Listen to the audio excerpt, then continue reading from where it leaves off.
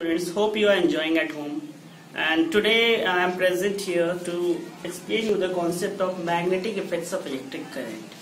In standard 6 you have already studied about magnet. So what is magnet?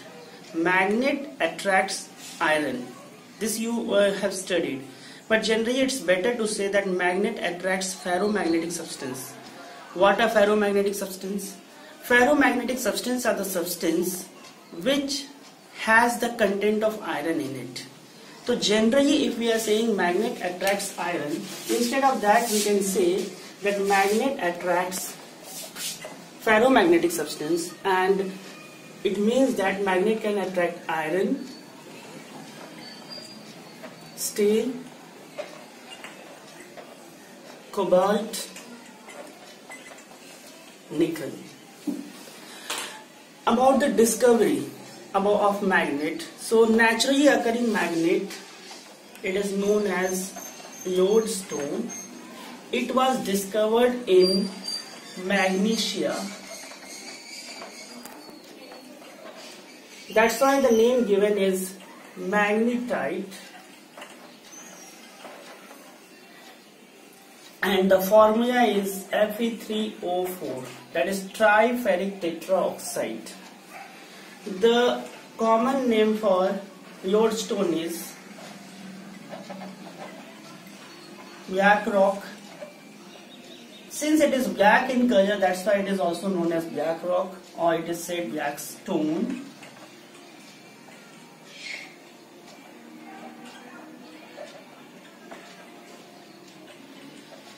Kissing stone. It acted as a torch bearer. If you are lost and someone helps you to reach the destination, so that person is the torch bearer for you. For the trade and commerce relationship, if the person they went in the sea voyage, so all side there is water, so they were lost in which direction they should go. So they used to carry this stone, hang it freely in air, and what happened? It used to give the direction, north-south direction. So they have used the map. In this way it helped them to reach the destination, where is the nearby land. In that way it helped them to reach the destination. That's why it is also known as kissing stone. Now, artificial magnet.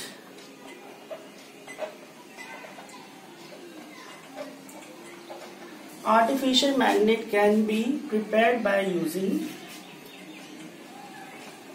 soft iron, or the best known alloy is alnico, alloy of aluminium, nickel and cobalt.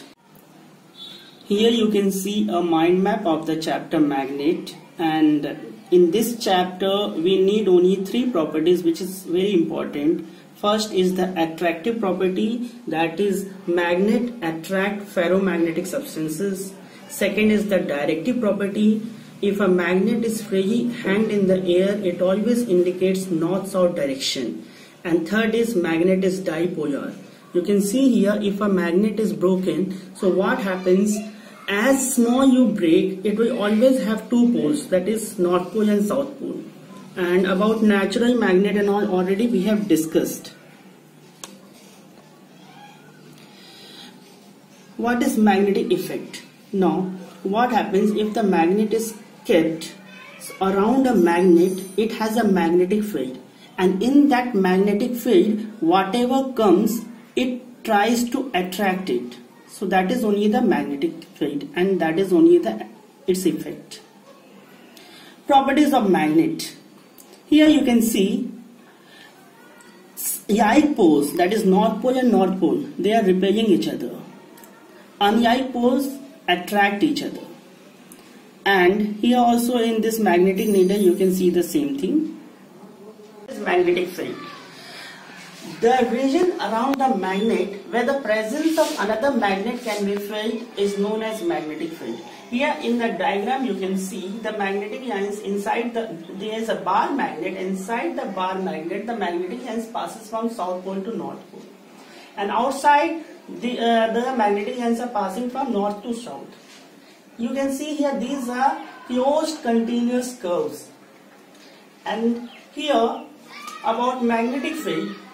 SI unit of magnetic field is Tesla, which is represented by capital T, and magnetic field we denote by letter B. On top of the letter there is an arrow mark. It represents it is a vector quantity because its direction is fixed. Magnetic flux. The number of magnetic lines passing through the magnet is known as magnetic flux. So here you can see that inside the bar magnet, the magnetic lines are passing from south pole to north pole. So these are, we can say, these are magnetic flux. And SI unit of magnetic flux is Weber. Now see, these magnetic lines are responsible for the strength of the magnet. If more and more magnetic lines are there, so what happens?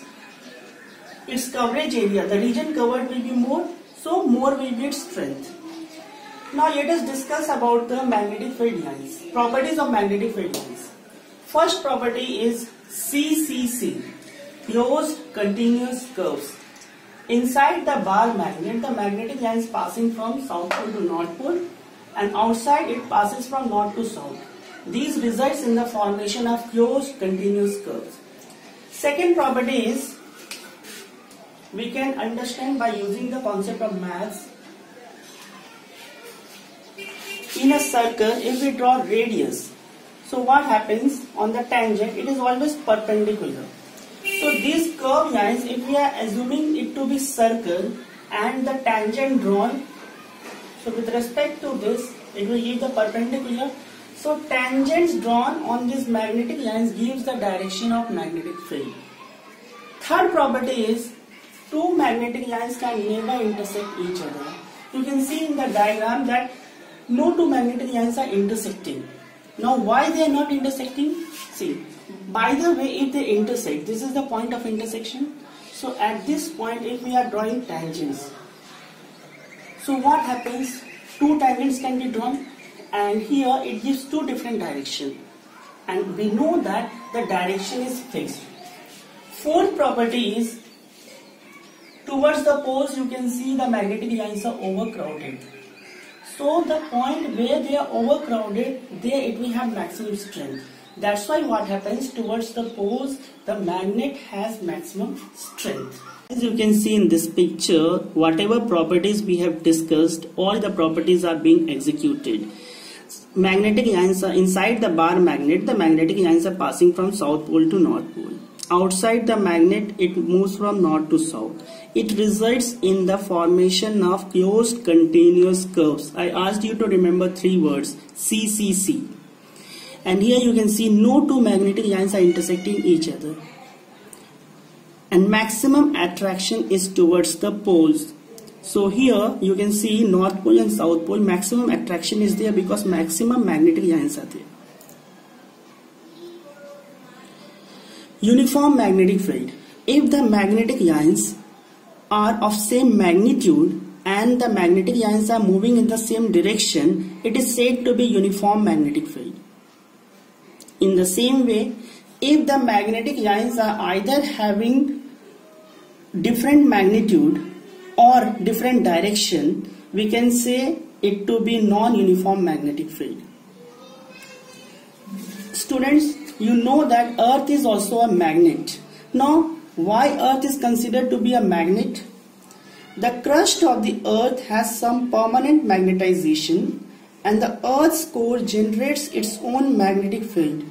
Sustaining the main part of the field, we measure at the surface. So we could say that Earth is therefore a magnet. Hope that you have understood the concept. Thank you. Stay safe, stay home.